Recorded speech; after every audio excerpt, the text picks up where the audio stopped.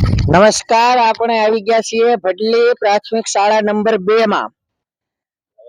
આપણે ભડલી પ્રાથમિક શાળા નંબર 2 માં આજે બટુક ભોજન રાખવામાં આવેલ છે. સ્વ પાંચાભાઈ નારણભાઈ માણકોલિયાના શ્રાદ્ધ તિથિ નિમિત્તે શાળાના બાળકોને બટુક ભોજન છે અને સૌજન્ય શ્રી રણજીતભાઈ માણકોલિયાના હસ્તે.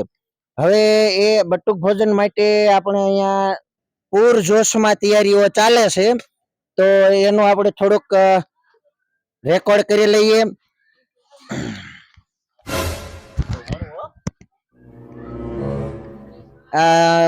બટુક ભોજનમાં છે ખીર, પૂરી અને સૂકી ભાજી. અહીંયા જોર જોરથી પૂરીનું કામકાજ ચાલુ છે.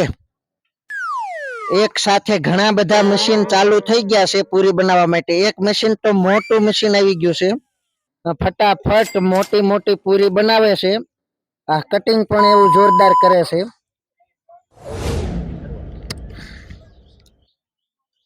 બાળકો કામે લાગી ગયા છે અને શિક્ષક ભાઈઓ પણ કામે લાગી ગયા છે. બધાને ખૂબ હોશ અને ઉત્સાહથી આ જે બટુક ભોજન છે એમાં સહભાગીદાર બને, કામમાં ભાગીદાર બને એવા આશયથી બધા પોતપોતાની આવડત પ્રમાણે આકારને જોતા નથી, પણ ભાવ કેવો છે એ જોઈ અને સરસ મજાની પૂરીઓ બનાવે છે. આકારમાં તો ગોળ બને, ચોરસ બને, લંબગોળ બને, ગમે તેવી બને.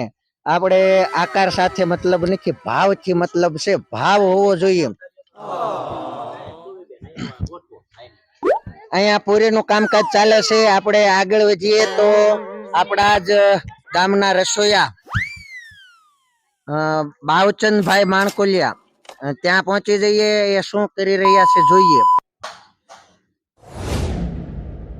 મધ્યાહન ભોજનના સંચાલક બળુદાદા ગોર અને માસી અને નાના નાના બાળકો બટેટા બાફીને બટેટા ફોલવામાં લાગી ગયા છે. સૂકી ભાજી માટે બટેટા બાફી નાખ્યા છે અને સરસ મજાના આમ જોઈએ તો લાગે કે લ્યોને એમણે કાચે કાચા થોડાક ખાઈ લઈએ. વઘારવાની શું જરૂર પડે, વઘાર્યા પેલા એમણે ખાઈ જઈએ એવું મન થાય છે. હવે તો પેટમાં પણ ઉંદરડા દોડવા લાગ્યા છે.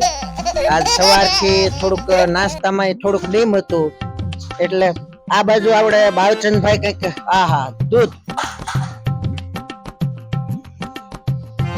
દૂધ નાખી અને ખીર બનાવે છે.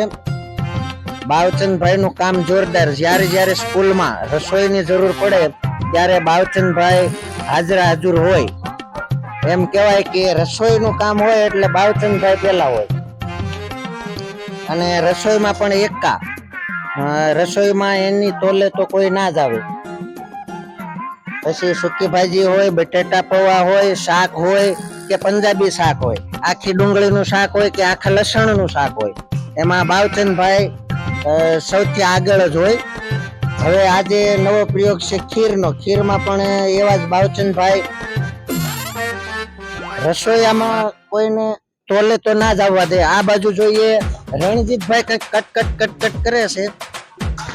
એસએમસી ના અધ્યક્ષ રણજીતભાઈ માણકોલિયા, એમના જ આપણે દાદા પાંચાભાઈ નારણભાઈ માણકોલિયાના શ્રાદ્ધ નિમિત્તે આજે બાળકોને બટુક ભોજન છે. રણજીતભાઈ ડુંગળીનું કટ મશીનથી કટિંગ કરે છે. મશીન પણ એવું ગોતી લાવ્યા છે કે એક મશીન 5 જણાનું કામ કરે, ડુંગળી ઉડે નહીં, એકદમ ઝીણું કટિંગ થાય છે.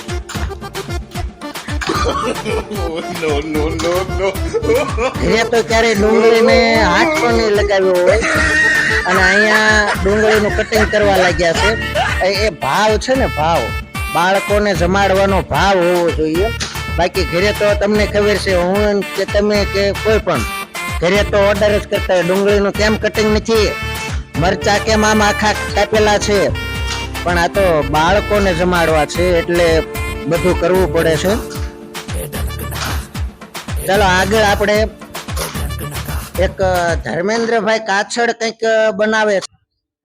આ ધર્મેન્દ્ર સાહેબ કઈક રોટલી રોટલી પૂરી પૂરી કરતા ઓહો મોટી જબરી પૂરી બનાવી છે ને, તવા જેવડી પૂરી બની છે. હવે એ પૂરીનું કટિંગ કરે, વણતા પણ સરસ આવડે છે. આ એમનો એક્સપિરિયન્સ બોલે છે. મને લાગે છે કે ધર્મેન્દ્રભાઈ દરરોજ પૂરી કે રોટલી બનાવતા જ છે, તો જ એને આટલી ફાવટ હોય. કોઈ પણ શું બોલ્યા તમે? 5 વર્ષનો અનુભવ છે, શિક્ષકમાં બધું આવડ થઈ જાય. 5 વર્ષનો અનુભવ છે સાહેબનો. જાતે રસોઈ બનાવતા એમ કે છે, અને એમને જે પૂરી બનાવવાની ફાવટ છે એ ફાવટ પણ એવી અદ્ભુત છે. હવે થોડોક હું પણ મારો હાથ અજમાવી લઉં તો બાળકો એક કોઈ આવી જાય ઘડીક અહીંયા કેમેરામેન તરીકે.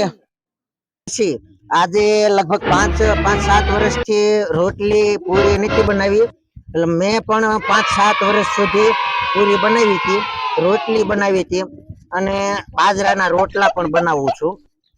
જોકે એક્સપિરિયન્સ સારો જ હતો. આ બધું મેરેજ પહેલાની લાઈફ હતી એમાં બધું કરતા. હવે તો બધા ઓર્ડર થાય છે, અને હવે તો ઘરે ક્યારેક બનાવવાનું થાય ને તો આળસ ચડે, મારે બનાવવાનું આવું તે કઈ ચાલતું હોય છે. હાલો એનું કટિંગ કરો, લાવો એક ઓલું ગોળીનું.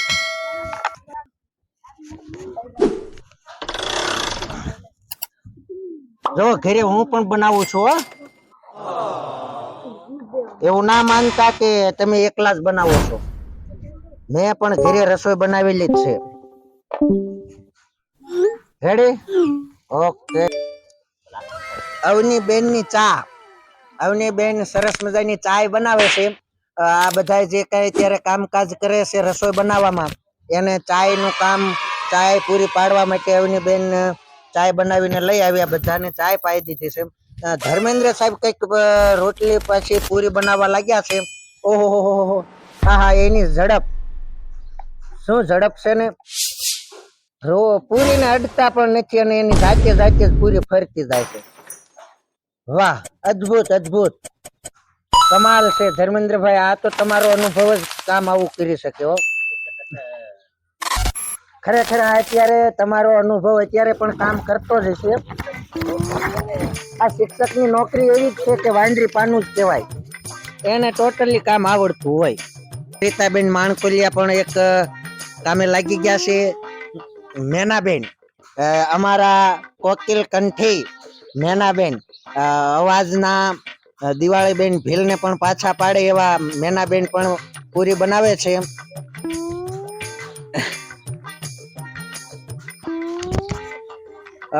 આપણે મેનાબેન ના મુખેથી એક લોકગીત સાંભળીએ. એક કડી મેનાબેન ને વિનંતી કે મેનાબેન એક કડી ગાઈ નાખો, આપણે જે યમુનાના પાણી વાળી. ચાલો ઓલો હાથમાં સેજ લઈ લો માયક અને સાંભળજો. હાલો શરૂ કરો. એ યમુનાના પાણી ગયા તારે, કાના ને જોયા એની અમને લાગી માયા રે, સુધ બુધ ખોયા. પીળા રે પીતાંબર પહેર્યા, એક કડી સાથે સાથે ગાઈ નાખો. પીળા રે પીતાંબર પહેરાય અમારા મનડા ને હેરા, પીળા રે પીતાંબર પહેરાય અમારા મનડા ને હેરા, અમારા કાળજ કોરા રે, કાના ને જોયા અમારા કાળજ કોરા રે, કાના ને જોયા. વાહ, સરસ, ખૂબ સરસ મેનાબેન. અને આપણે જયશ્રીબેન, આ બાજુ જયશ્રીબેન પણ પૂરી બનાવવામાં લાગી ગયા. ઓહો, અમારે નાના ફઈ ને તો પૂરી કરતા તો મોઢું વધારે ખુલે છે, દાંત કાઢે ને એટલે.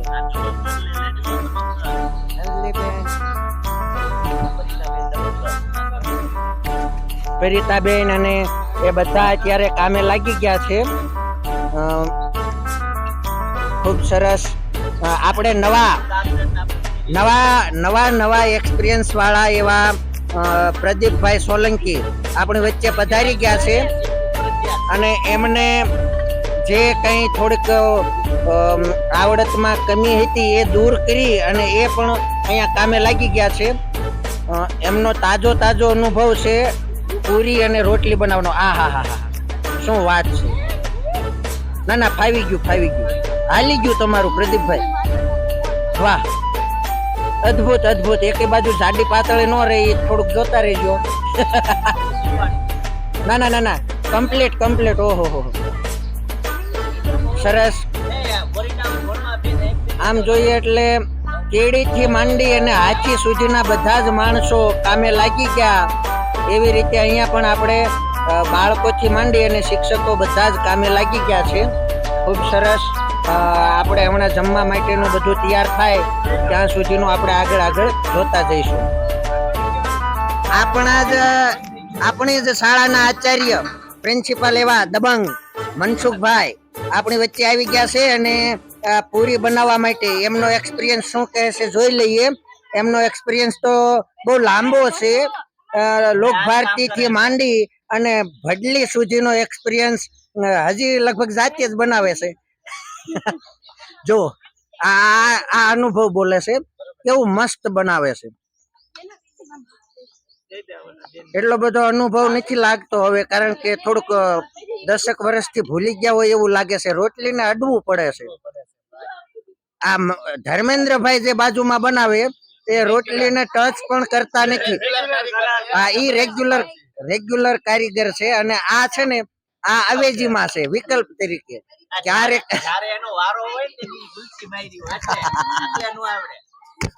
ના ના સરસ. એટલે જેવી રીતે રામ સેતુ બાંધવા માટે કીડી થી માંડીને હાથી સુધીના બધા કામે લાગી ગયા હતા, એમ આપણે આજે બટુક ભોજન માટે ધર્મેન્દ્રભાઈ તમારી શું કળા છે. વાહ સરસ. તો બાળકોથી માંડી અને પ્રિન્સિપાલ સુધીના બધા જ કામે લાગી ગયા છે. આગળ આપણે જોતા જઈશું. બે ધુરંધરો મહાનુભાવો શાળાના આચાર્ય શ્રી મનસુખભાઈ હાંડા અને એસએમસી અધ્યક્ષ શ્રી રણજીતભાઈ માણકોલિયા બંને સરસ મજાનું ઝીણું કટિંગ કરે છે. ધાણાનું કટિંગ કરે છે. ડુંગળીનું કટિંગ થઈ ગયું છે. આ બાજુ આદુ હોતન પડ્યું છો સાહેબ. ટેબલ આવી ગયું.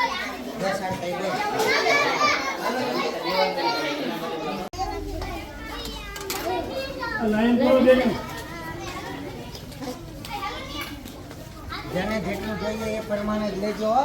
નાના છોકરાને માપે